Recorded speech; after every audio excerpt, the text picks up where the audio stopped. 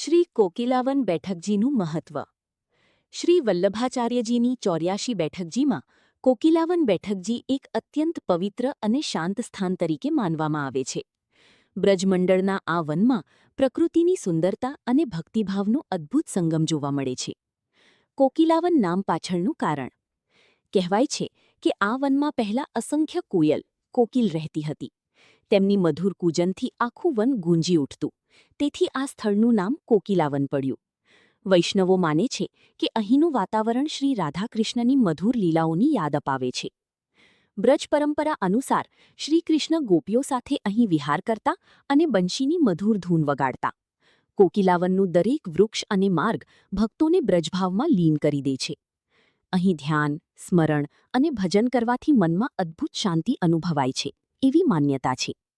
જ્યારે શ્રી વલ્લભાચાર્યજી બ્રજયાત્રા દરમિયાન કોકિલાવન પધાર્યા ત્યારે તેઓ અહીંના દિવ્ય અને શાંત વાતાવરણમાં ભાવવિભોર થઈ ગયા હતા.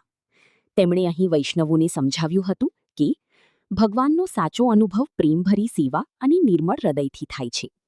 કહેવાય છે કે બેઠક સ્થળે તેમણે શ્રીકૃષ્ણ નામસ્મરણ અને ભક્તિનું વિશેષ મહત્વ સમજાવ્યું હતું. કોકિલાવન બેઠકજીનું આધ્યાત્મિક મહત્વ.